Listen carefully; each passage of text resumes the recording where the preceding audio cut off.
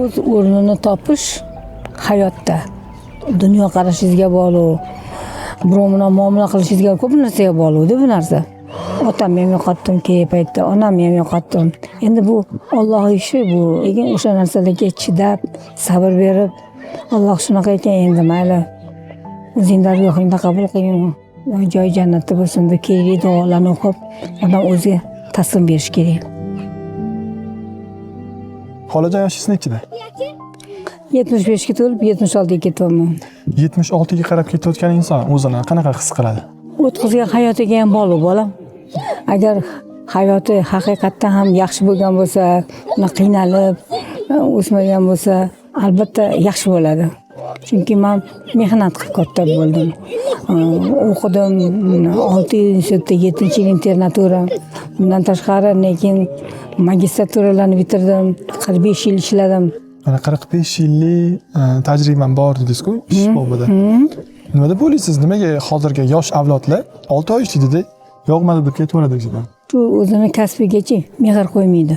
Каждая профессия должен появиться свой любовь, серьезность, относительность. Hamma narsaga odam jiddiy qarash kerak. Qanaqa insonlar hayotda baxtsiz bo'lishadi? Insonlarning qanaqa xarakterlari, dunyo qarashlari o'zini baxtsiz qiladi deb o'ylaysiz? Uchi hayotga yengil qaraganlar bolam. Серьезный emas, jiddiy qaramaydi. Mas'uliyatli bo'lish uchun, seriozli qarash uchun insondan birinchi bo'lib nima talab qilinadi? Qanaqa yo'llarni bosib o'tish kerakki inson mas'uliyatli bo'lish uchun?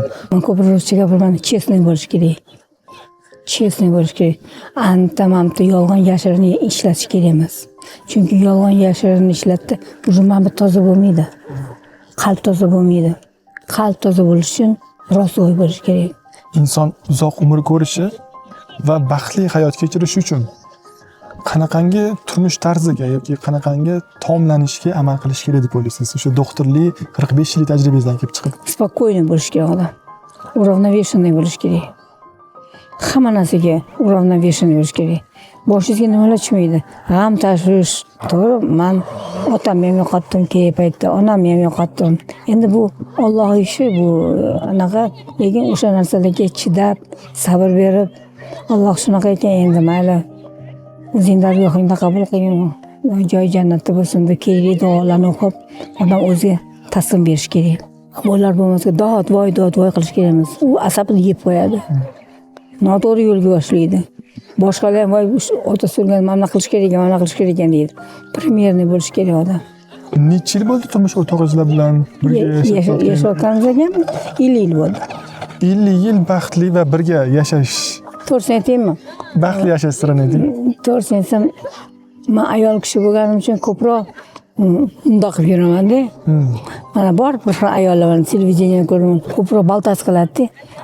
O'zini aqlli ko'rsatadi, qanaqa lishing gaplar qo'shib gapiradi. Bu bekor narsa. O'zini bosib olish kerak. Gapirayotganda gapini bilib gapirish kerak, o'zini ko'zlab gapirish kerak. Birovning foydasini ham o'ylab gapirish kerak. Faqat o'zingni emas. Egoistdan bo'lish kerak emas. Egoist bo'lish faqat o'zini sog'lig'ini o'ylaydi, o'zini biladi. Bundan 2 haftacha oldin, men har kuni intervyu olaman dedim. 2 hafta oldin 90 yoshli buvijondan oldim-da. Mana qildilar. Ayol kishining tili chiqsa, erkak kishining qo'li chiqadi deb aytadilar. Qo'pol gapir. Xo'jayinimga nisbatan, o'g'illarimga nisbatan erkak-ku men bolalar hammasiga o'ylab gapirsam, toshlarga solib, men hech gap qaytarmayman. Xo'p, ona deydi, ona deyshar. Ular ham mashincha 50 yil yashab bir marta yo'q qo'l ko'tarib yoki qattiq gapirib, yo so'kini boshqa qilmaganlar.